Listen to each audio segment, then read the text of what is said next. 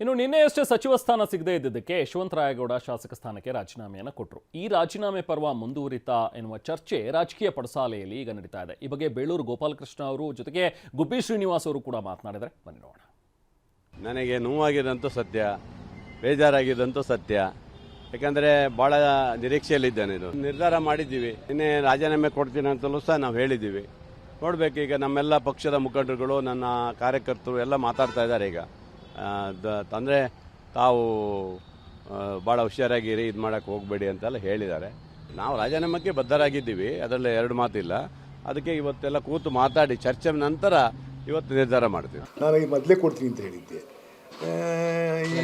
ಇರಪ್ಪ ಅಂತ ಹೇಳಿದ್ರು. ನನಗೆ ಈಗ ಅದರಲ್ಲಿ ಆಸಕ್ತಿ ಇಲ್ಲ, ನನಗೆ ಕೆಲಸ ಮಾಡೋಕ್ಕೆ. ಇರೋದೆಲ್ಲ ಲಾಸು, ಅಲ್ಲೇನು ಬದಲಾವಣೆ ಮಾಡೋಕ್ಕಾಗಲ್ಲ, ಏನೂ ಮಾಡೋಕ್ಕಾಗೋ ಜಾಗದಾಗೆ ಕೂತ್ಕೊಂಡು ಏನು ಮಾಡೋಣ? TADA ತಗೊಂಡು TADA ಇಲ್ಲ ತಗೊಂಡು ಏನು ಮಾಡೋಣ? ನಾನು ನಾಳೆ ಕೊನೆಯವ್ರದ್ದು ಹೋಗಿ ಅದಕ್ಕೆ ರಾಜೀನಾಮೆ ಕೊಡ್ತೀನಿ. ಆದರೆ ಮುಖ್ಯಮಂತ್ರಿ DK ಶಿವಕುಮಾರ್ ಮಾತ್ರ ಇದೆಲ್ಲದಕ್ಕೂ ಕೂಡ ಡೋಂಟ್ ಕೇರ್ ಅಂತಿದ್ದಾರೆ. ಯಾರಾದರೂ ರಾಜೀನಾಮೆ ಕೊಟ್ಟರೆ ಕೆಲವೇ ನಿಮಿಷಗಳಲ್ಲಿ ಅಂಗೀಕರಿಸ್ತೀವಿ ಅಂತಲೂ ಕೂಡ ಹೇಳಿದ್ದಾರೆ. ಆದರೆ ಮತ್ತೊಂದು ಕಡೆ ಕಾಂಗ್ರೆಸ್ ನಾಯಕರ ಅಭಿಪ್ರಾಯ ಮಾತ್ರ ತುಸು ಭಿನ್ನವಾಗಿದೆ. ರಾಜೀನಾಮೆ ಕೊಡೋರ ಬಗ್ಗೆ ಯಾರು ತಡೆಯಕ್ಕಾಗಲ್ಲ. ಪಾರ್ಟಿ ಬೇಕು, ಅವ್ರಿಗೂ ಭವಿಷ್ಯ ಬೇಕು ಅಂತಂದ್ರೆ ಪಕ್ಷ ಇದ್ರೆ ಇದು ಖರ್ಗೆ ಸಾಹೇಬ್ರಿಗೆ ಕೊಟ್ಟಿರ್ಲಿಲ್ಲ, ಧರ್ಮ್ ಸಿಂಗ್ಗೆ ಕೊಟ್ಟಿರ್ಲಿಲ್ಲ, ಅವರೆಲ್ಲ ಚೀಫ್ ಮಿನಿಸ್ಟರ್ಗಳಾಗ್ಲಿಲ್ವಾ? ಯಾರು ರೆಸಿಗ್ನೇಷನ್ ಕೊಟ್ಟರೆ within few minutes I am going to accept. ಈಗ ಮುಖ್ಯಮಂತ್ರಿಗಳು ಅವ್ರ ಸರ್ಕಾರದಲ್ಲಿ ಇರ್ತಕ್ಕಂಥವ್ರು, ಅವರು ರಾಜೀನಾಮೆ ಸರ್ಕಾರದಲ್ಲಿ ಯಾರಾದರೂ ಹೋಗಿ ಕೊಟ್ಟರೆ ಅವ್ರು ರಾಜೀನಾಮೆ ಅಂಗೀಕಾರ ಮಾಡ್ತಾರೆ. ಪಕ್ಷದಲ್ಲಿ ಇರ್ತಕ್ಕಂಥವ್ರು ಯಾರಾದರೂ ನನ್ನ ಹತ್ರ ರಾಜೀನಾಮೆ ತೆಗೆದುಕೊಂಡು ಬಂದರೆ ಅವ್ರನ್ನ ನಾನು ಸಮಜಾಯಿಸಿ ವಾಪಸ್ ಕಳಿಸ್ತಕ್ಕಂಥ ಕೆಲಸವನ್ನು ಮಾಡ್ತೇನೆ. ಎಲ್ಲರೂ ಕೂಡ ಅವರ ನಾಯಕರಿಗೆ ಒಳ್ಳೆಯದೇ ಬಯಸ್ತಾರೆ, ಒಂದು ಉನ್ನತ ಸ್ಥಾನಕ್ಕೆ ಹೋಗಬೇಕು ಅಂತ ಬಯಸ್ತಾರೆ. ಸಹಜವಾಗಿ ಅವರಿಗೆಲ್ಲ ನೋವಾಗಿರ್ತದೆ, ಸಮಾಧಾನ ಮಾಡಲಿಕ್ಕೆ ಪ್ರಯತ್ನ ಮಾಡೋಣ ಎಲ್ಲರೂ ಸೇರಿ. ಇನ್ನು ಕಾಂಗ್ರೆಸ್ನಲ್ಲಿನ ಈ ರಾಜೀನಾಮೆ ಬೆಳವಣಿಗೆ ಈಗ ಬಿಜೆಪಿ ನಾಯಕರಿಗೆ ಅಸ್ತ್ರವಾಗಿ ಸಿಕ್ಕಿದೆ. ಇನ್ನು 30-40 ಶಾಸಕರಿದ್ದಾರೆ ಅಂತ ಕೇಸರಿ ಪಡೆ ಲೇವಡಿ ಮಾಡ್ತಾ ಇದೆ. ಒಬ್ಬರಂತೂ ರಾಜೀನಾಮೆ ಕೊಟ್ಟಿದ್ದಾರೆ ಆಲ್ರೆಡಿ. ಒಟ್ಟು ಅವ್ರ ಪ್ರಕಾರ ಸುಮಾರು 30ರಿಂದ 40 ಜನ ಇದ್ದಾರೆ ಅಂತ ಅವ್ರು ಹೇಳ್ತಾ ಇದ್ದಾರೆ. ಮತ್ತೆ ಎಲ್ಲರೂ ಸೇರ್ತಾ ಇದ್ದೀರಿ ಅಂತ ಹೇಳ್ತಾ ಇದ್ದಾರೆ. ಹೈಕಮಾಂಡೇ ತೀರ್ಮಾನ ತಗೊಂಡ್ಬಿಟ್ಟಿದೆ.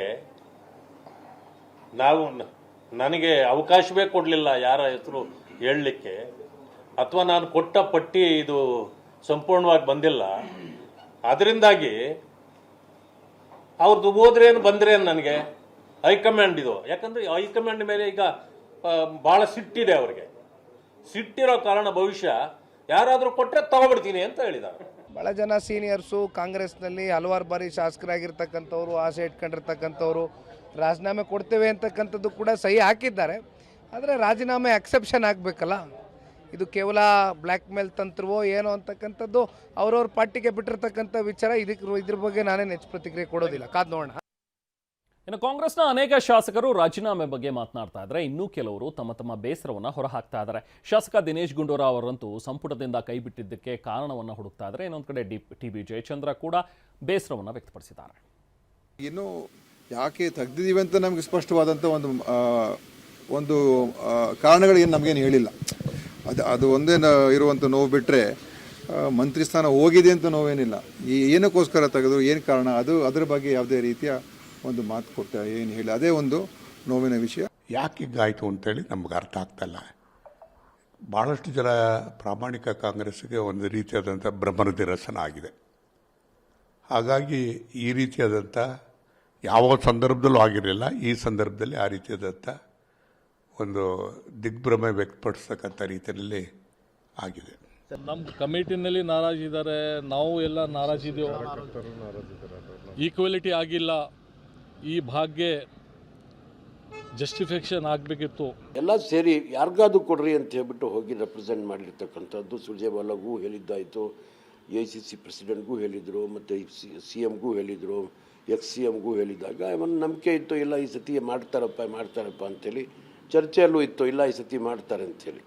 ಬಟ್ ಲಿಸ್ಟ್ ಬಂದಾಗ ನಿಜವಾಗ್ಲೂ ಭಾರಿ ದುಃಖ ಆಯಿತು.